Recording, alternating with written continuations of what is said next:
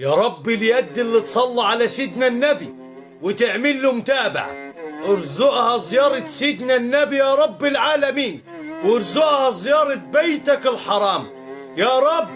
اللي يعمل له متابعة ويصلى على سيدنا النبي ارزقه رؤية الحبيب في المنام، وارزقه زيارة النبي صلى الله عليه وسلم، وارزقه زيارة بيت الله الحرام يا رب.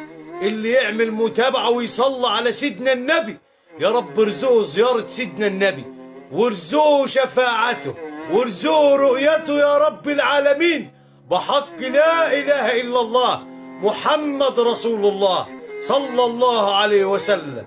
صلى على سيدك النبي وما تبخلش علينا بالمتابعة.